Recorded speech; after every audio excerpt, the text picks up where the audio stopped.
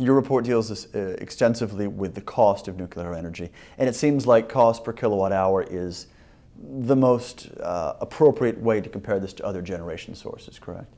Well, ultimately the bus bar cost is, or the cost per kilowatt hour. So what does it cost to deliver an electron to the bus bar at the edge of the plant? And it's really important when people talk about cost to talk about everything. I mean, this is one of the things I try to do in my report, is that sometimes the advocates of nuclear power talk about the operating costs, which happen to be low. Sometimes they'll talk about the overnight costs, which is a strange concept. Sort of like a virtual bond raising is the best way to explain it. What would it cost if I could gather all the factors of production, land, labor, capital, equipment, on the spot and build a plant overnight? It's an interesting concept, but the reason the industry has had to develop this concept is because they really can't build them overnight. They take 10 years to build. And every year you're building, your costs mount up, and you got finance charges and owner costs.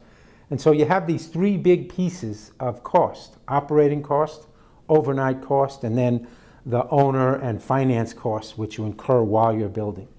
And it's really important to, when people talk about cost, to make sure you're comparing to apples. That said, the bottom line is, what does it cost per kilowatt hour to come out of that plant, or in efficiency to save a kilowatt hour over the life of the facility? Isn't it fair to say, though, Doctor, that the costs that you are projecting right now are different than the costs in, say, 10 years where there are large build-outs, since we're so inexperienced at this process right now, and I think you could assume that it would get better and better as both the construction and also the licensing and regulatory processes smooth out and narrow down? No, actually, there's no reason to assume they'll get better and better.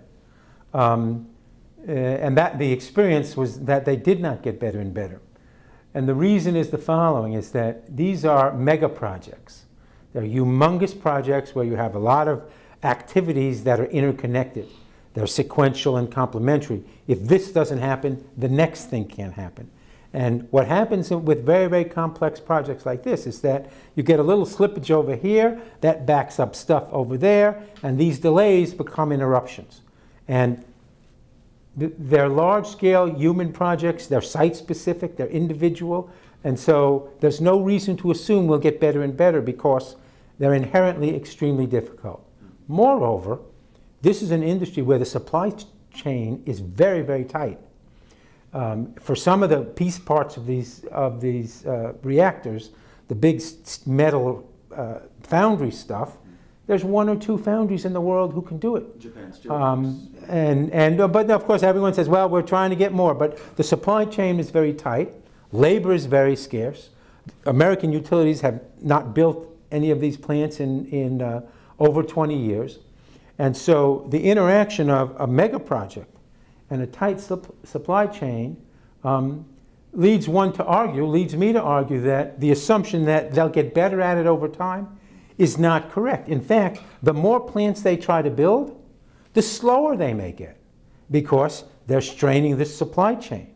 And the factors of production are not available, so you could delay here. You can't go out someplace else and buy a different part.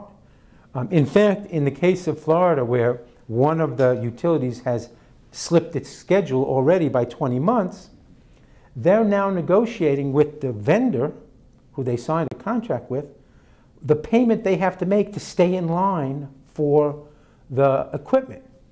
Because if they say, hey, we want to get out of line, the vendor will go out and try and find another customer for it, and you've got to go back to the end of the line. That doesn't happen with gas turbines. It may happen a little bit with wind turbines, right? But the delay is a few months. These guys are negotiating multi-million-dollar payments just to stay in line. That tells you that the supply chain is really, really stretched thin and tight. Isn't it a very slippery slope from an economic standpoint, in that when you get into financing charges, even tiny delays can accrue such large numbers? Yes, I mean, the utilities building these plants are not eleemosynary institutions. They intend to get paid a return on every dollar of capital and investment they put down. And so if they put the dollar down this year, they want to 15% return on it if it's equity.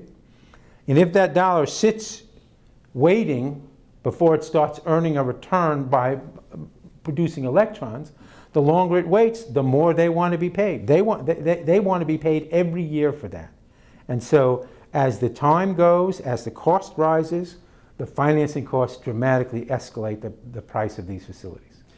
Is the price per kilowatt hour, or the price to the consumers, somewhat mitigated or even irrelevant when we're moving toward a low carbon economy? If we're not putting a renewable electricity standard in place, we're considering a low carbon standard. Well, the interesting thing, and again, if you look at the Florida case, the interesting thing is that all of the studies, and the utility studies as well as the academic studies, where they sought to justify building reactors, they did so by assuming a price on carbon, a very stiff price on carbon.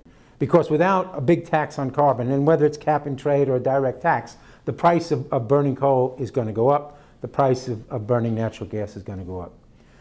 So they assumed this really stiff price or tax on carbon, and that made it possible to claim that reactors are competitive with coal because you were paying the tax. The fundamental problem with that is that, first of all, you raise the tax on carbon. Nuclear may be attractive because it's not a carbon emitter, but so is wind. So all of the benefit you claim for nuclear also accrues to wind. Of equal and even greater importance is if you look at American climate change policy, yes, there's a cap and trade in there, but that's not all there is. There's a very aggressive efficiency and renewable energy standard, and that's been on the table for a while. The efficiency and energy renewable standard will dramatically lower demand. Well, that's the demand that these huge reactors were intended to meet. So climate policy, on the one hand, makes the low carbon sources look attractive. That means all low carbon sources look attractive. But at the same time, in the US at any rate, our carbon policy is dramatically reducing the demand for these facilities. So again, let me go back to the state of Florida. The two utilities in the state of Florida are proposing to build 4 reactors. If you look at what has happened to demand as a result of what I call the Great Recession, if you look at their peak projections in just 1 year, look at the peak projection for 2017, between 2008 and 2009, be even a little bit higher for 2007 and 2009. They have reduced their estimate of summer peak demand by 3,500 megawatts. That's the equivalent of 3 of the 4 reactors they claim to build. And that doesn't include climate policy. If we assume a 10 or a 20% reduction in demand as a result of the climate policy that came out of the House, that's another 3 to 6, the equivalent of another 3 to 6 reactors. So now you have these utilities proposing to build 4 reactors in a state that's lost demand in 1 year for 3 of them, and climate policy would eliminate demand for another 3 to 6. There's no need for these plants. And so the bottom line is fascinating. If you think about it, it's the perfect catch-22 for nuclear reactors. If we have climate change legislation, we won't need the plants. And if we don't, we can't afford them. There is no future for nuclear reactors in the United States.